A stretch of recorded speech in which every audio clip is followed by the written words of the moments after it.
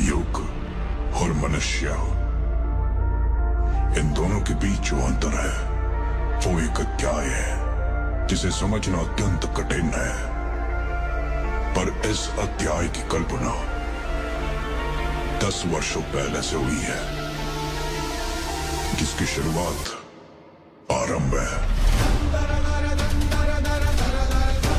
આપણે જેમને સાંભળવા માટે આતુર છીએ એવા આજના કાર્યક્રમના વક્તા કુલ મળીને 6000 કરતા પણ વધારે મોટિવેશનલ કાર્યક્રમ કરી અને અનેક લોકોના જીવનની અંદર પરિવર્તન આપ્યું છે એવા અદ્ભુત, અવિસ્મરણીય, અનન્ય, અપુનરાવર્તનીય અને આદરણીય શ્રી મનીષભાઈ વગાસિયાને એકવાર જોરદાર તાળીઓના ગડગડાટ સાથે વધાવો।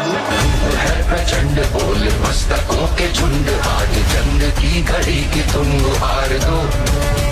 आन बान शान या की जान का वो दान, आज एक धनुष के बाण पे उतार दो।